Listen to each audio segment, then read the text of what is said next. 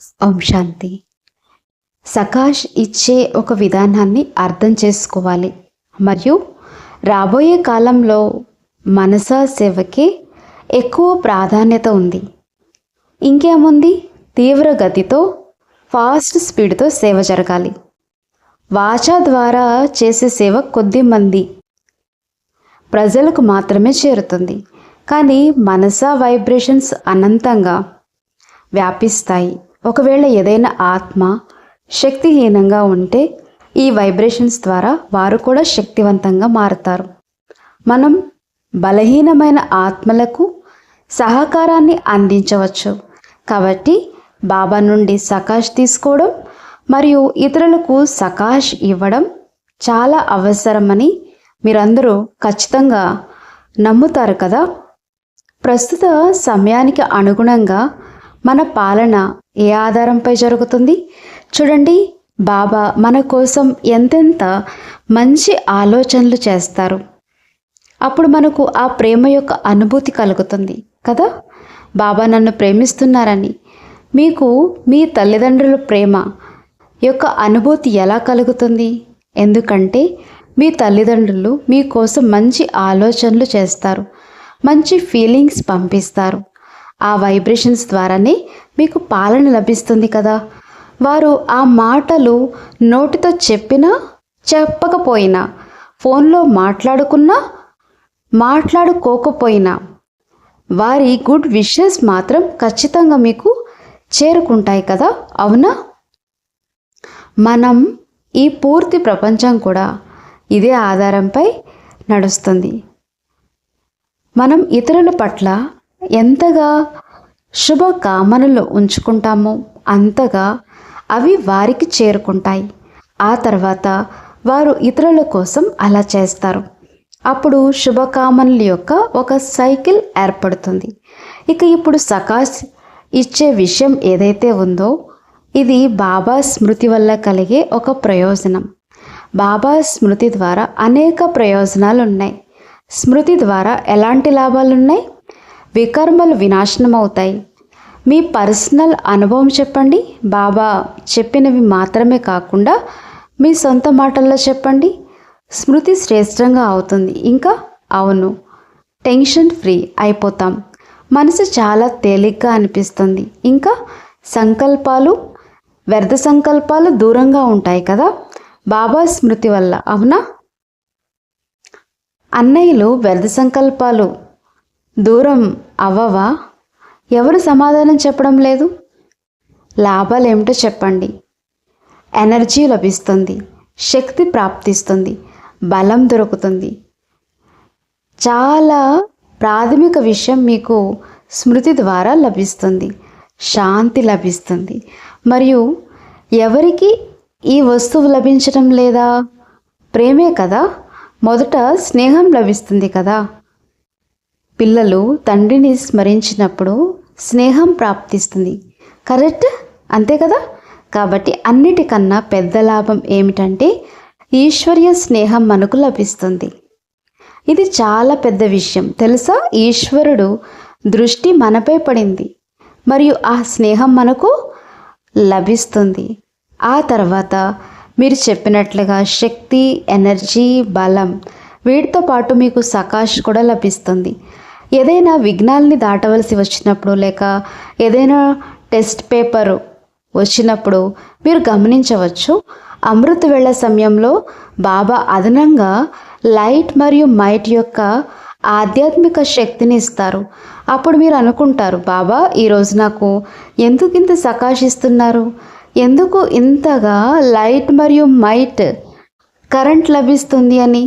ఆ తర్వాత పగటిపూట ఏదో ఒక టెస్ట్ పేపర్ వస్తుంది, ఏదైనా విఘ్నం వస్తుంది. అంటే మనం ఆ విఘ్నాల నుండి సురక్షితంగా దాటడం కోసం మన స్మృతి శక్తి ముందుగానే ఆ సకాష్ను ఆకర్షిస్తుంది. అసలు ఈ విఘ్నాలు ఎక్కడి నుండి వస్తాయి? మీ విఘ్నాలు ఎక్కడి నుండి వస్తాయి? ఎక్కడి నుండి? ఏదైనా వ్యక్తి నుండి వస్తాయా? షూర్, ఖచ్చితంగా. ఏ వ్యక్తి నుండి రావా? లేదు, చాలామంది అలా అనుకుంటారు కదా. లేదు, షూర్ అన్నారుగా. ఎక్కడి నుండి వస్తాయి విఘ్నం? స్వయం నుండి. స్వయంలో ఎక్కడ? స్వయంలో చాలా విషయాలు ఉన్నాయి. గుండె నుండి విఘ్నం వస్తుందా? పొట్ట నుండి వస్తుందా? లేక నాలుక నుండి వస్తుందా? మన బలహీనతల నుండి మరియు మన పాత స్వభావ సంస్కారాల నుండి విఘ్నాలు వస్తాయి. చూడండి, బాబా చాలా స్పష్టమైన పదాలలో ఈ విషయం చెప్పారు. మీరు సతో ప్రధాన స్థితి నుండి సతో రజో తమో మార్చాల్సిందే, కరెక్టే. ఈ పూర్తి ప్రపంచం తమో ప్రధానంగా మారుతుంది.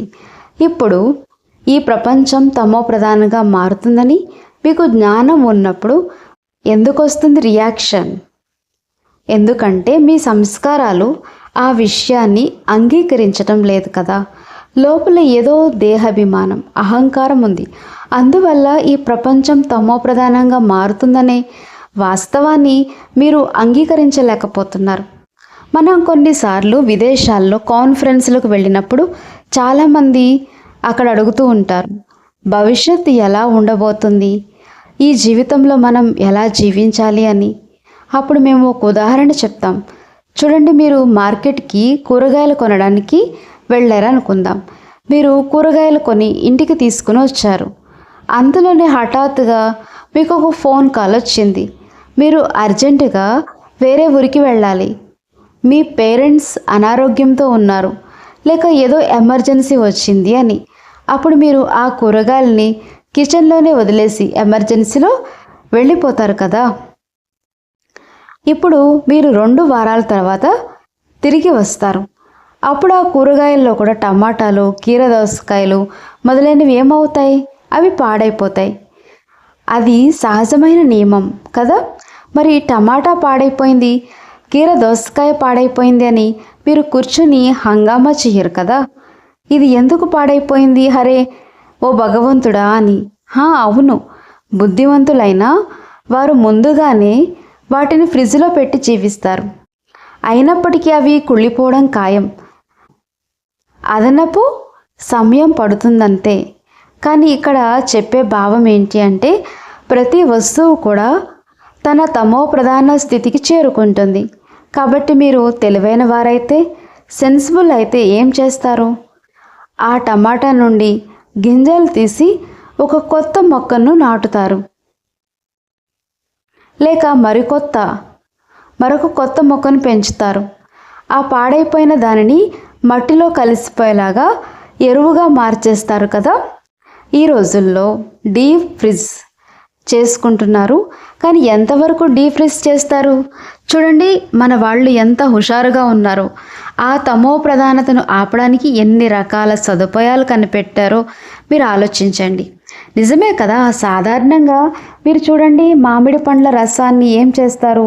1 సంవత్సరం పొడవునా ఫ్రిడ్జ్లో ఉంచుతారు. ఆ తర్వాత ఫ్రిడ్జ్ నుండి బయటకు తీసిన 5 నిమిషాల్లో అది ఖాళీ అయిపోతుంది. అంటే అర్థం, తమో ప్రధానతను ఆపడానికి మీరు ఎన్ని సదుపాయాలు కనిపెట్టినా అది ఆగేది కాదు. ఇది ఒక నియమం, ఇది ఒక లా. ఇప్పుడు ఈ వాస్తవాన్ని బాబా మనకు చెప్తున్నారు, సరేనా? అవును, మేము కూడా తమో ప్రధానంగా ఉన్నామని దీనిని అంగీకరించారా? మనం బడికి వెళ్ళినప్పుడు లేక గుడికి వెళ్ళినప్పుడు దేవతల ముందు నిలబడి ఏం చెప్తాం? మేము నీచులము, పాపులము, అలాంటి వాళ్ళము, ఇలాంటి వాళ్ళమని చెప్తాం.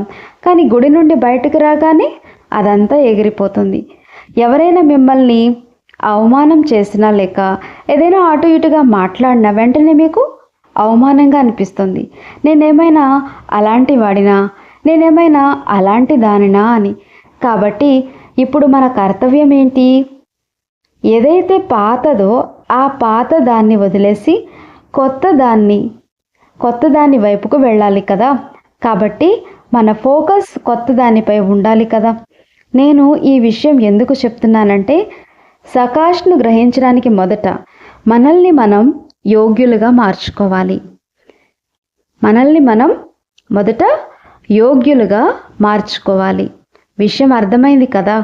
కాబట్టి మనల్ని మనం ఒక వాస్తవికతలో ఉంచుకోవాలి. ఎందుకంటే ఆత్మ లోపల దేహభ్రాంతి చాలా లోతుగా ఉంది. దేహాభిమానం ఉంది, దేహభ్రాంతి ఉంది. దీన్ని మీరు గ్రహించండి.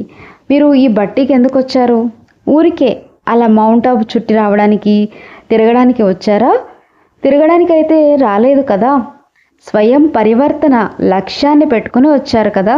కాబట్టి ఇప్పుడు వేళ్లతో సహా ఈ విషయాన్ని బయటకు తీయాలి. ఎందుకంటే లోపల కూర్చుని ఉన్న దేహ భ్రాంతి, దేహ అభిమానం వల్ల మనం బాబా నుండి సకాష్ను తీసుకోలేకపోతున్నాం. అసలు దానిని సకాష్ అని అనలేం కదా. చూడండి, సూర్యకిరణాలు ఎంత పవర్ఫుల్గా ఉంటాయో. అవి కొన్ని వస్తువుల్ని కాల్చివేయగలవు, అంత పవర్ఫుల్. అవి స్వచ్ఛతను చేయగలవు. సూర్యకిరణాలు ఒక మొక్కను పెంచగలవు. ఆ కిరణాలలో అంత శక్తి ఉంటుంది, ఎందుకంటే అవి పవిత్రంగా పవర్ఫుల్గా ఉంటాయి కదా. అలాగే సకాష్ అనేది అలాంటి కిరణాలే. బాబా కిరణాలు చాలా ప్యూరు, అవి ఎంతో కార్యాన్ని చేయగలవు. ఇప్పుడు ఆ కిరణాలని తీసుకుని మనం ఇక్కడ దేనిని కాల్చివేయాలి, దేనిని ముగించాలి, దేనిని స్వచ్ఛం చేయాలి? కాబట్టి మొదట మిమ్మల్ని మీరు యోగ్యులుగా మార్చుకోండి.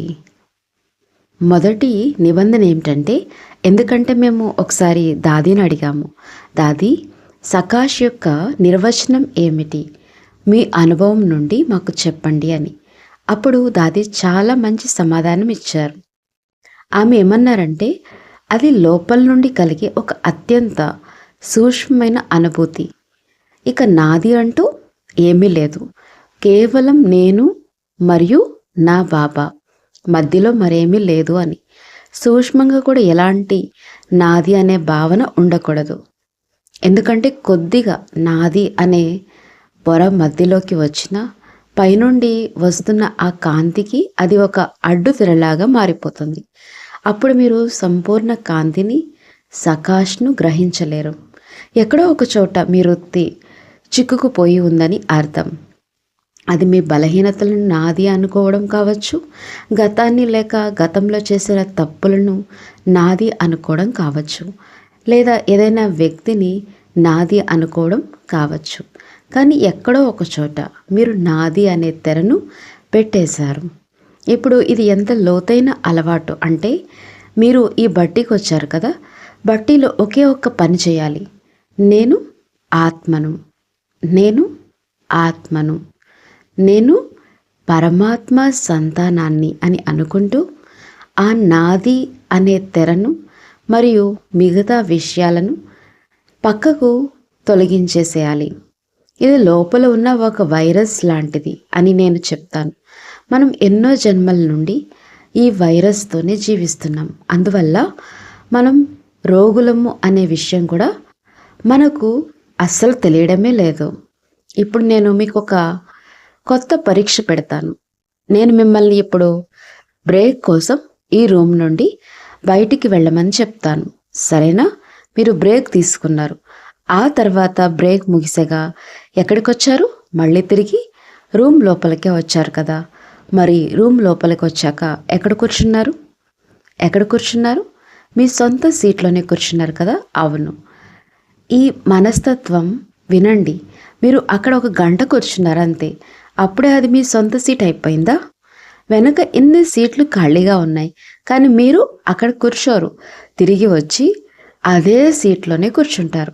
ఇంకొంతమంది అయితే తమ సీట్లో ఎవరో కూర్చోకూడదని తమ నోట్బుక్, పెన్ అక్కడ వదిలేసి వెళ్తారు. అవునా?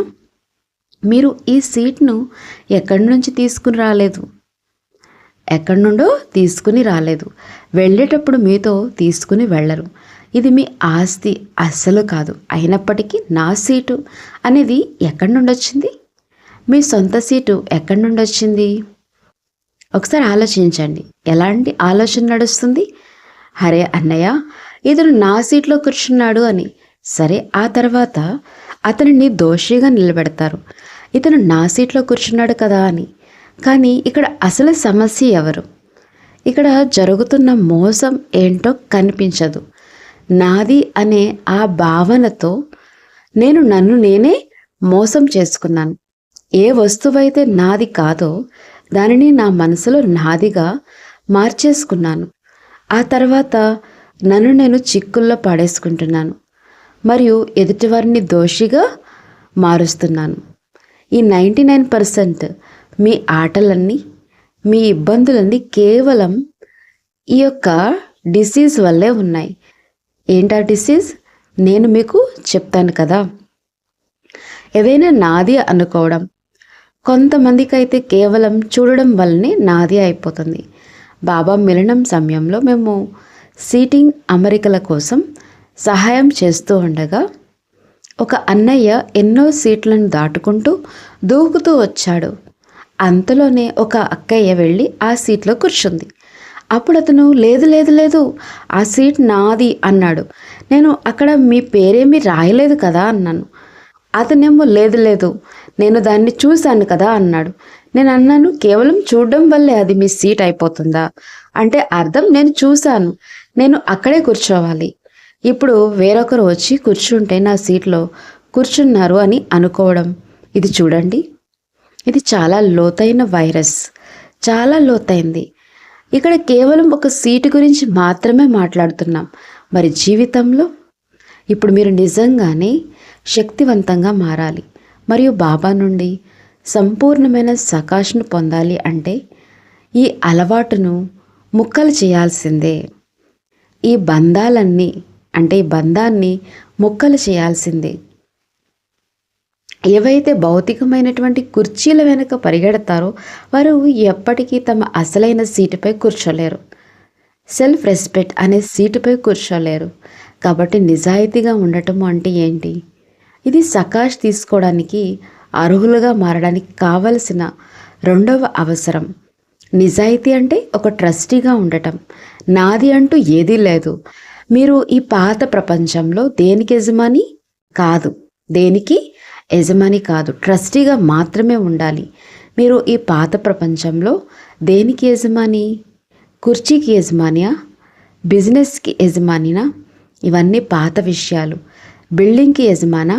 కాబట్టి మీ నాది అనే భావనను ఇప్పుడే సవాల్ చేయండి. ఎందుకంటే అదే మిమ్మల్ని నడిపిస్తుంది, మిమ్మల్ని ఒత్తిడిలోకి నెడుతుంది, భయంలో ఉంచుతుంది. మీరు ఎక్కువగా ఆలోచించాల్సి వస్తుంది. ఎందుకంటే ఏదైతే నాది అనుకుంటారో దాని గురించే ఆలోచనలు అనేవి నడుస్తాయి. ఆ నాది అనే భావనతో కూడిన పొర మధ్యలో ఉన్నంత వరకు మీపై ఆ పరమాత్మ కాంతి ఎలా పడుతుంది? కాబట్టి మొట్టమొదట బాబాతో ఎంతో లోతైన నిజాయితీ కావాలి. నేను నిజంగానే లోపల దేనిని గట్టిగా పట్టుకొని కూర్చున్నాను అనేది ఆలోచించుకోవాలి. రెండో విషయం, కొన్నిసార్లు నిజాయితీ గురించి చెప్తూ నేను దాది గారి జీవితం నుండి ఒక గొప్ప ప్రేరణ పొందాను. దాది గారికి వ్యక్తిగతంగా రహస్యం అంటూ ఏది ఉండేది కాదు, అంత పబ్లిక్గానే ఉండేది. మేము దాది గారికి ఏదైనా పర్సనల్ ఉత్తరాలు రాసినా కూడా ఆమె ఆదివారం ఉదయం క్లాస్లో అందరి ముందు ఆ విషయాల్ని చెప్పేసేవారు. మనలో కొన్నిసార్లు కొద్దిగా దేహాభిమానం ఉంటుంది కదా. నేను నా ప్రైవేట్ విషయం దాదీకి చెప్పాను. దాది దీనిని ఎవరికి చెప్పకూడదు అని అనుకుంటాము. కానీ దాది వల్ల ఆ భావన కూడా ముగిసిపోయేది. దాదికి బాబాతో ఉన్న సంబంధం అంత పబ్లిక్.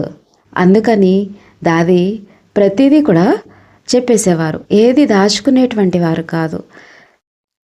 ఇప్పుడు బాబాతో మీకున్న సంబంధాన్ని మీరు బహిరంగం చేయగలరా? అది బహిరంగంగా ఉందా, లేక ఇంకా బాబా నుండి ఏమైనా దాచిపెడుతున్నారా?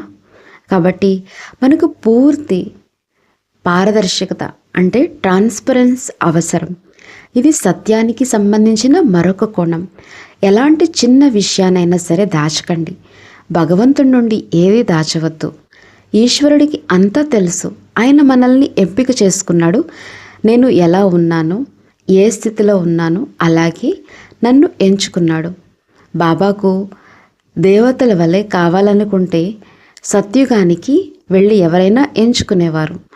లోపల ఇంకా ఏవైనా దాగి ఉన్న విషయాలుంటే వాటిని భగవంతుని ముందు ప్రత్యక్షం చేయాలి. పూర్తి పారదర్శకత ఉండాలి. అందుకే ఇక్కడ బట్టీకి వచ్చినప్పుడు మీకు చెప్తారు, బాబాకు అంతా రాసి ఇచ్చేయండి, ప్రతిదీ చెప్పేయండి అని. ఆ రోజు వరదానంలో కూడా వచ్చింది కదా, ఒకరోజు జరిగిన విషయం మరొక రోజుకి వెళ్ళకూడదు, ఆ రోజు దాన్ని ముగించేయాలి. ఉత్తరం రాసి మీ మనసును శుభ్రం చేసుకోండి, కానీ ఆ వ్యర్థాన్ని అదే రోజు సమాప్తం చేసేయండి. ఆ తర్వాత మరొక విషయం వస్తుంది. సూక్ష్మంగా మన జీవితంలో ఎక్కడో ఒక చోట అహంకారం దాగి ఉంటుంది. సకాష్ తీసుకోవడానికి ఇది కూడా మరొక అడ్డుతెర లాంటిది. ఒక్కోసారి మనం ఎలా భావిస్తామంటే, నేను దీనికంటే చాలా బాగా చేస్తాను, నన్నెందుకు అడగలేదు, ఆమెను అడిగారు, నాకు ఎందుకు అవకాశం ఇవ్వలేదు అని. ఒకసారి దాది ఒక కథ చెప్పారు. మధుబన్లో ఉన్నప్పుడు దాది జానకి పెద్ద దీది అయిన మన్మోహిని దీది ఎప్పుడు బాబాకు పర్సనల్ అసిస్టెంట్గా ఉండేవారు. పెద్ద దీది ఎల్లప్పుడూ బాబా పక్కనే కూర్చుని సాకార్ బాబా ఇచ్చే శ్రీమతాన్ని నోట్స్ రాసుకునేవారు.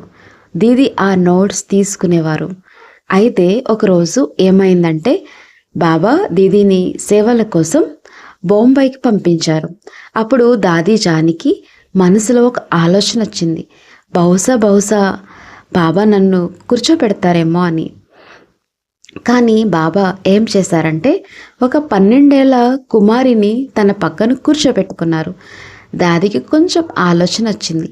ఈ 12 ఏళ్ల కుమారికి బాబా శ్రీమతం గురించి ఏం తెలుస్తుంది అని ఆలోచన అయితే వచ్చింది కదా. చూడండి సూక్ష్మంగా అహంకారం ఎలా పనిచేస్తుందో. ఆ తర్వాత ఆమెకు అలాంటి ఆలోచన వచ్చి బాబాకు ఒక సైగ చేశారు. బాబా, మీ శ్రీమతం ఎంతో శ్రేష్టమైంది కదా, మరి ఈ యొక్క 12 ఏళ్ల పాప ఏం అర్థం చేసుకుంటుంది అని. బాబా దాది వైపు ఎంతో తీక్షణంగా చూస్తూ ఇలా అన్నారు, ఇందులో నీకేం పోయింది, రేపు నేను ఒక 3 సంవత్సరాల కుమారిని కూర్చోపెట్టినా నీకేం పోయింది అన్నారు. విషయం అర్థమైంది కదా, అహంకారాన్ని ముక్కలు చేయాల్సి ఉంటుంది. అహంకారం మిమ్మల్ని ఇతరులకు న్యాయమూర్తిగా మార్చేస్తుంది. ఇతరుల పట్ల మిమ్మల్ని ఒక పోలీస్ మాదిరిగా తయారు చేస్తుంది. మరియు తనను తాను సమర్థించుకోవడానికి తన తరపున ఒక వకీల్లాగా, ఒక లాయర్ లాగా మార్చేసుకుంటుంది. ఈ విషయాన్ని ముక్కలు చేయడం ఎంతో ముఖ్యం. ఈ యజ్ఞం ఎవరిది? పైనున్న భగవంతుడిది. ఆయనే ఒక్కొక్క ఆత్మను ఇక్కడికి తీసుకుని వచ్చారు. మధ్యలో మీ జడ్జిమెంట్లతో పనేముంది? ఏం చెయ్యాలో ఆయనకి బాగా తెలుసు. సత్యుగానికి తీసుకురావడం ఆయన పని, మధ్యలో మీరెవరు? కాబట్టి బుద్ధి యొక్క అహంకారం ఎంత శక్తివంతమైందంటే అది మీకు అస్సలు కనిపించదు. మనం ఎలాంటి అహంకారపు సీటుపై కూర్చుని ఉన్నామో తెలుసా? నేను 2 మాటల్లో చెప్తాను. ఒకటి, నేను రైట్ అనే భావన. నేను రైట్ కదా, నా మాట వీరు ఎందుకు వినడం లేదు, నేను రైట్ కదా అని అనుకోవడం. ఇప్పుడు మీరు ఆ సీటుపై కూర్చుంటే అది స్వమానం యొక్క సీట్ కాదు, అహంకారపు సీట్. నేను రైట్ అని మీరు ఆ సీటుపై కూర్చున్నప్పుడు, నేను రైట్ అని ఆ సీటుపై మీరు కూర్చున్నప్పుడు మీకు అంత తప్పుగా కనిపిస్తుంది. ఇతడు సరిగ్గా చేయడం లేదు, ఆమె సరిగ్గా చేయడం లేదు, ఇలా జరగకూడదు, అలా జరగకూడదు అనిపిస్తుంది. ఆ సమయంలో నేను ఏ సీటుపై కూర్చుని ఉన్నాననే స్పృహ మీకు ఉండదు. కాబట్టి ఒకటి, నేను రైట్ అనేది. ఇక 2వ సీటు, నాకు తెలుసు, నాకు అంతా తెలుసు, నాకు అన్నీ తెలుసు అనుకోవడం. ఏం తెలుసు మీకు? ఈశ్వరుడి జ్ఞానమే బుద్ధివంతుల బుద్ధి. అరే అన్నయ్య, కొంచెం నేర్చుకునే భావాన్ని కలిగి ఉండండి. ఎవరిలోనైతే బుద్ధి యొక్క అహంకారం ఎక్కువగా ఉంటుందో వారిలో నేర్చుకోవాలనే భావన ఉండదు. ఎందుకంటే నేను రైట్, నాకు అంతా తెలుసు అనే వారు స్వయంగా భావిస్తారు. అలాంటి వారు మునిగిపోతారు, దెబ్బతింటారు. ఎందుకంటే వారికి ఆ సీట్ నుండి పాత ప్రపంచమే కనిపిస్తుంది. అవునా? ఇప్పుడు ఒక కంటిలో బాబా, మరొక కంటిలో పాత ప్రపంచం ఉంటే మీ పరిస్థితి ఎలా ఉంటుంది?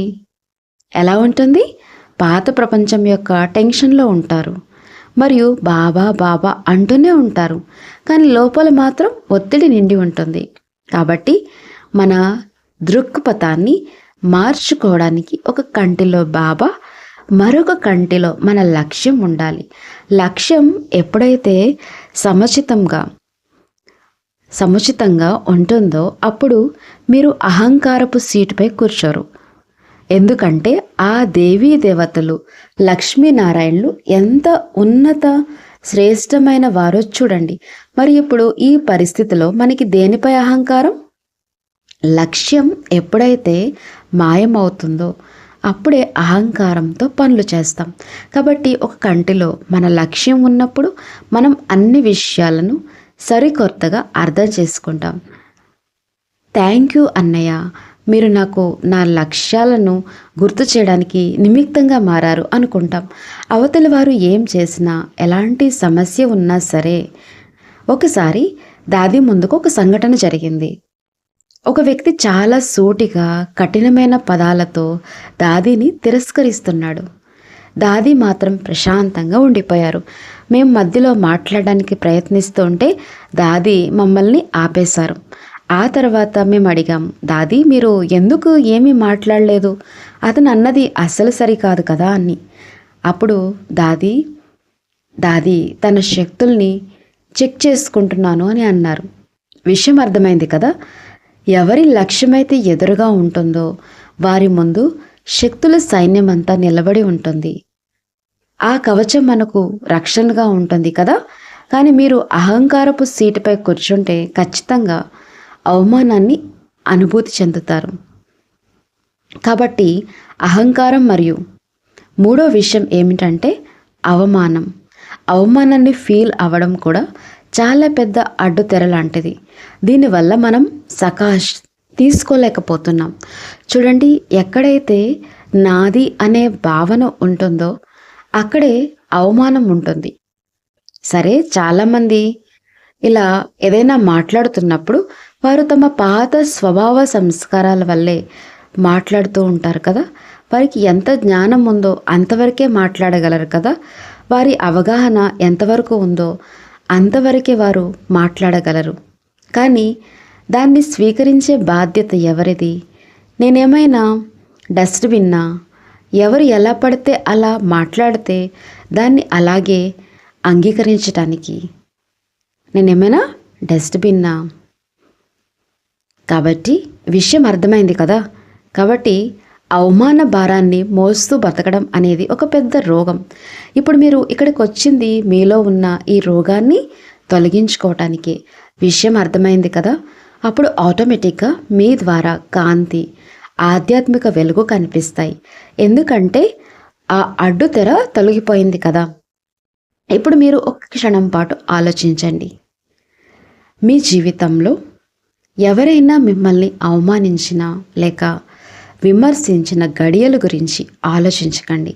వారు కొన్ని అటు ఇటుగా ఉన్న కఠినమైన మాటలు అని ఉంటారు, మరియు దానివల్ల మీరు బాధపడి ఉంటారు కదా. ఆ సమయాన్ని 1 నిమిషం పాటు గుర్తు చేసుకోండి. ఇప్పుడు అదే ఆత్మను మీ మనసులోకి ఆహ్వానించండి.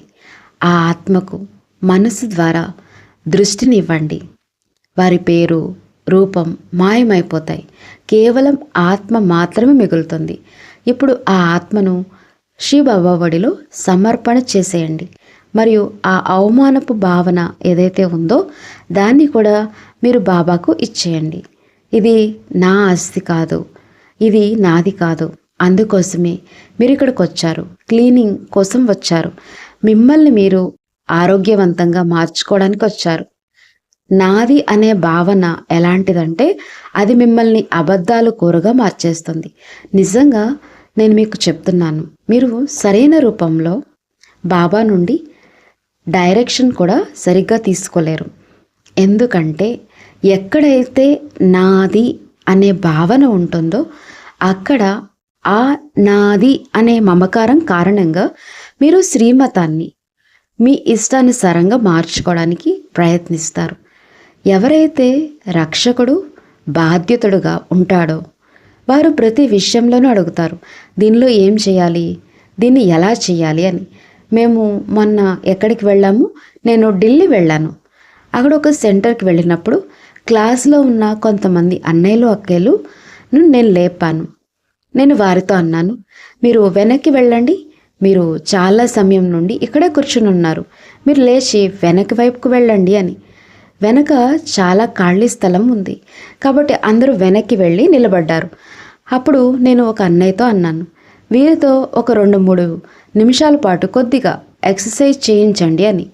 నేను ఇక్కడి నుండి సూచనలు ఇస్తూ ఉన్నాను. నేను వారితో మేము ఇక్కడి నుండి డైరెక్షన్ ఇస్తాము, మీరు కేవలం దాన్ని ఫాలో అవ్వాలి అని చెప్పాను. అందరూ సరే అన్నారు. ఆ తర్వాత అందరూ లేచి వెనక్కి వెళ్ళారు, ఎక్సర్సైజ్ చేస్తారు. ఆ తర్వాత నేను చివర్లో ఒకటే డైరెక్షన్ ఇచ్చాను, ఇప్పుడు కూర్చోండి అని. అప్పుడు వారు ఏం చేశారు, అందరూ పరిగెత్తుకుంటూ ముందుకు వచ్చేసి ఎవరి సీట్లో వారు కూర్చున్నారు. నేను అన్నాను, అందరూ ఫెయిల్ అయ్యారు.